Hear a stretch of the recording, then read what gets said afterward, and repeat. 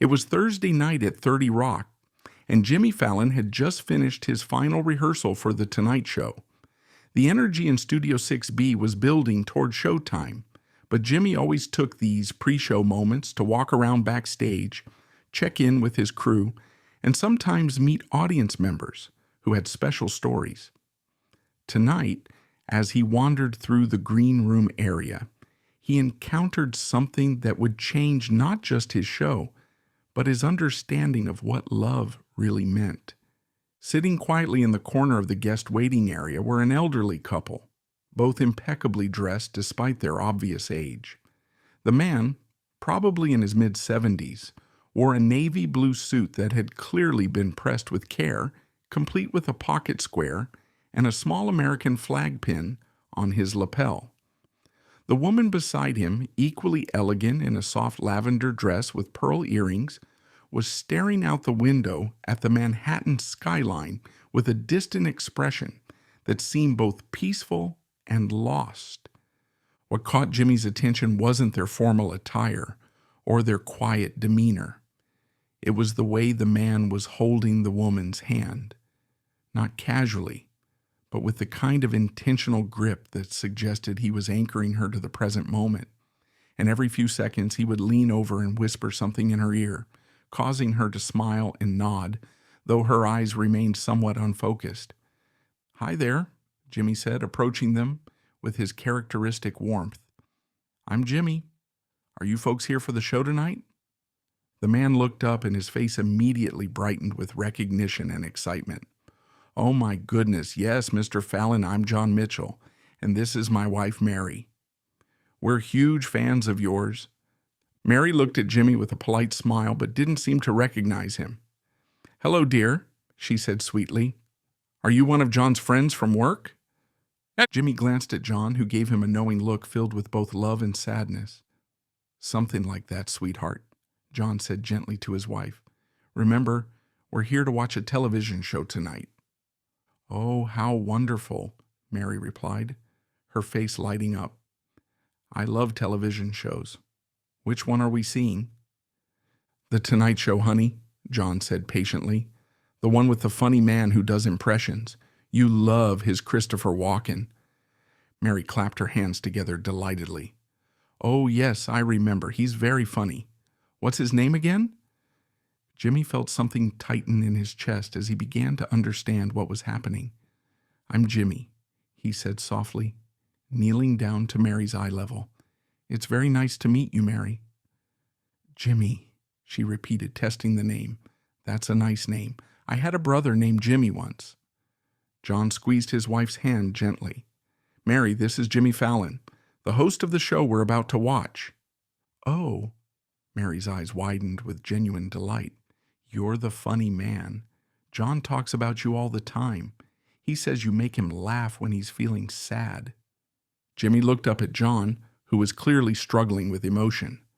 "How long have you two been married?" Jimmy asked.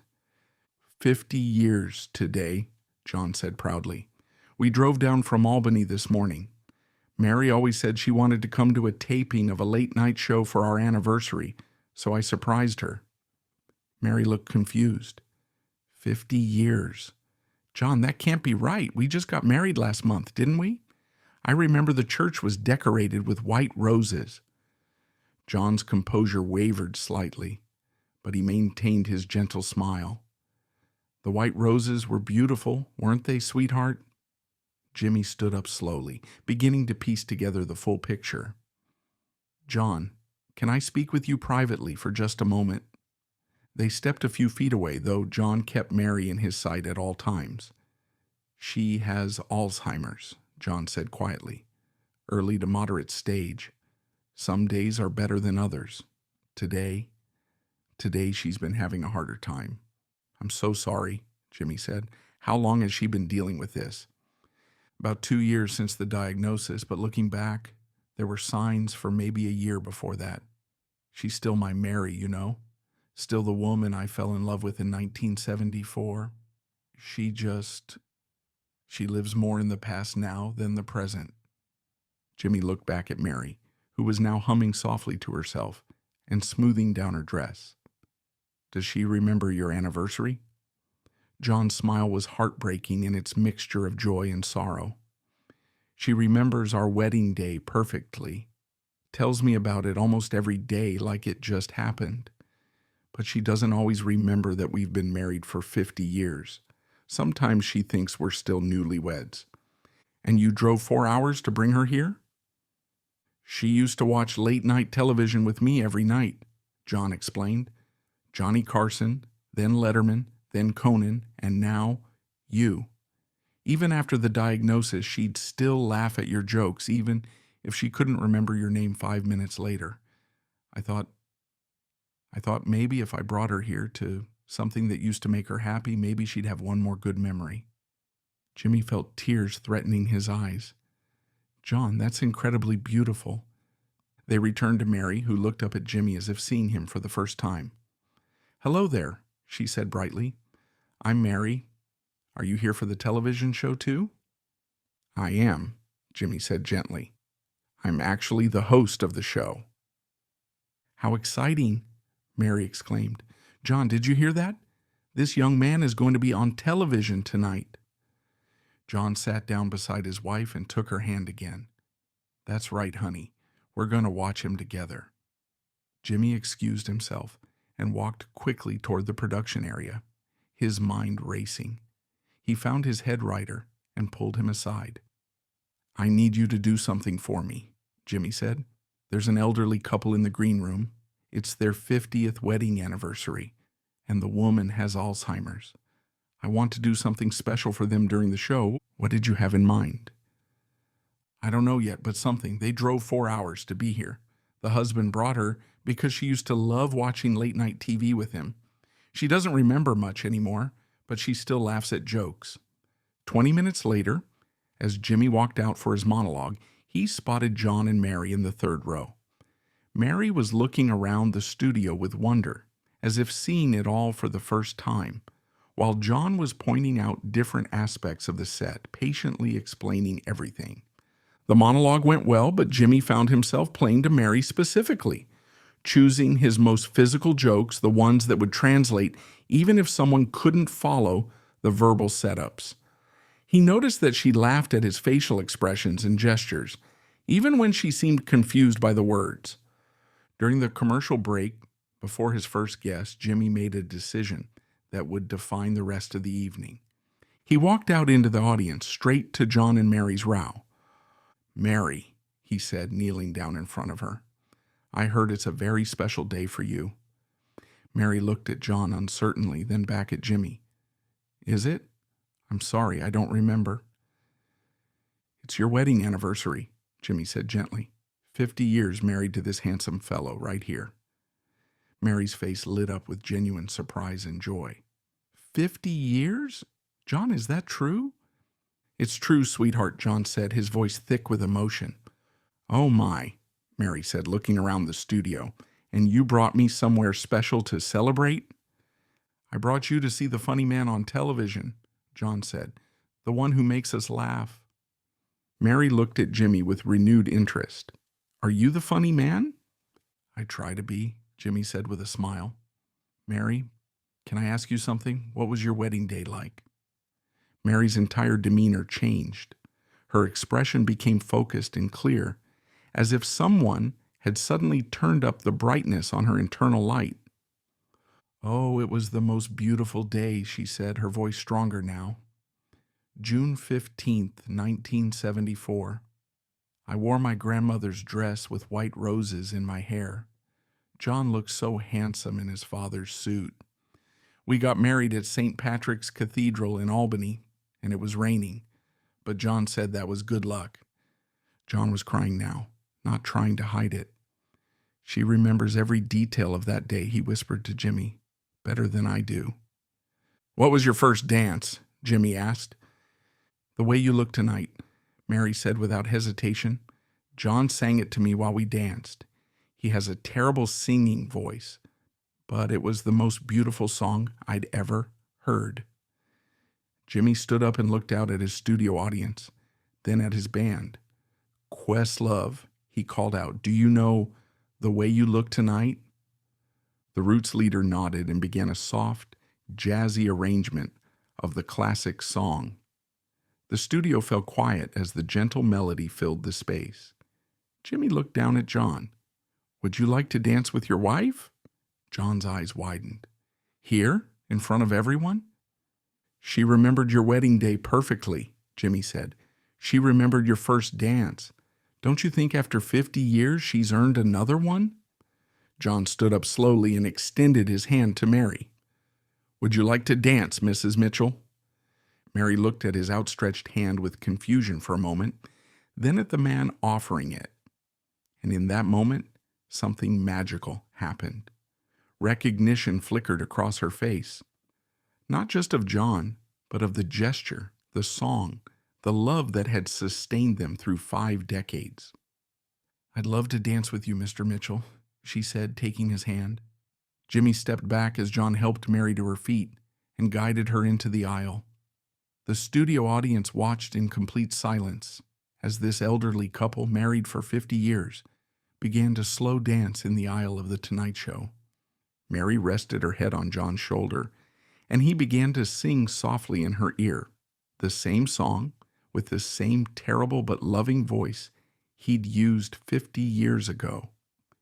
"Someday, when I'm awfully low, when the world is cold." The camera operators, without being directed, began capturing the moment. The studio audience was crying openly, but quietly, not wanting to disturb this private moment being shared in a very public space. As they danced, Mary began to sing along, "Lovely, never, never change, keep that breathless charm." Jimmy watched from a few feet away, tears streaming down his face. He had hosted thousands of shows, met countless celebrities, orchestrated elaborate sketches and segments, but nothing had ever been as beautiful as watching this man dance with his wife while she remembered for 3 minutes and 27 seconds exactly who she was and exactly who loved her. When the song ended, John and Mary didn't immediately separate. They stood there, holding each other, as the studio erupted in gentle applause. Mary looked up at John with clear, focused eyes. "Thank you for dancing with me," she said. "Thank you for 50 years of dances," John replied. Mary stepped back slightly and looked around the studio as if seeing it for the first time again. The moment of clarity was fading, but the smile remained. "This is a nice place," she said to Jimmy. "Do you work here?" "I do," Jimmy said. "And you just made it the most beautiful place in the world." As John helped Mary back to her seat, Jimmy returned to his desk. But instead of continuing with his planned show, he did something unprecedented. "Ladies and gentlemen," he said, addressing the studio and the cameras, "we're going to take a short break, but when we come back, I want to tell you about John and Mary Mitchell and what they just taught us about love." During the commercial break, Jimmy sat with the couple again. Mary was back to her confused but pleasant demeanor, unsure of where she was or why everyone was looking at her. But John was glowing. "She knew me," he whispered to Jimmy. "For those few minutes, she knew exactly who I was and what we meant to each other." "Does that happen often?" Jimmy asked. "Not anymore," John said. "But when it does, it's like getting to fall in love with her all over again." When they returned from commercial, Jimmy didn't bring out his scheduled guest. Instead, he talked about John and Mary. He talked about what it means to love someone through sickness and health, through memory and forgetfulness, through 50 years of good days and bad days and ordinary days. He talked about how John drove 4 hours to bring his wife to something he hoped would make her happy, even though she might not remember it tomorrow. He talked about how love isn't just about the good times. It's about showing up every day, even when the person you love doesn't remember why you're there. "John," Jimmy said, looking directly at the man in the audience, "you are a hero, not because you've done anything extraordinary, but because you've done something extraordinary, ordinary. You've loved someone every single day for 50 years, and you're going to keep loving her for as many days as you have left. That's not just beautiful, that's sacred. The segment went viral within hours of airing. Last Dance began trending on social media as people shared their own stories of love, loss, and memory. Alzheimer's organizations reported a spike in donations and volunteer inquiries. But perhaps the most important part of the story was what happened after the cameras stopped rolling. Jimmy spent another hour with John and Mary after the show ended. Mary didn't remember the dance or meeting Jimmy or being on television, but she was happy, holding John's hand and talking about the pretty lights and the nice music. As they prepared to leave, John pulled Jimmy aside one more time. "Thank you," he said simply, "not just for tonight, but for giving us 3 minutes where she was completely herself again. I'll carry that with me forever." "John," Jimmy said, "can I ask you something? How do you do it? How do you stay strong when the person you love is disappearing a little bit every day?" John looked over at Mary, who was chatting pleasantly with a production assistant about the weather. "She's not disappearing," he said. "She's still right there. She's just traveling back to different times in her life. Sometimes she's 20 and we're on our first date. Sometimes she's 30 and we're raising our kids. Sometimes she's 60 and we're becoming grandparents.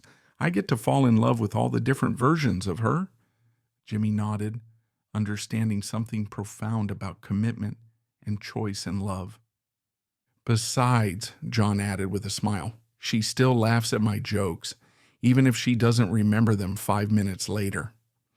3 months later, Jimmy received a letter from John. Mary had passed away peacefully in her sleep, surrounded by family. But John wanted Jimmy to know that in her final days, she had occasionally hummed "The Way You Look Tonight" and talked about dancing with a nice young man on television. Jimmy kept that letter in his desk drawer, and sometimes when he was having a difficult day or when the pressures of show business felt overwhelming, he would read it and remember what really mattered. The segment with John and Mary dancing became one of the most replayed clips in Tonight Show history. But for Jimmy, it was more than just good television. It was a reminder that the most beautiful moments happen not when everything is perfect, but when people choose to find beauty in the midst of loss, to find joy in the midst of sorrow, and to keep dancing even when the song is almost over. It wasn't just late-night television. It was a masterclass in what it means to love someone completely, even when they can't love you back in the same way.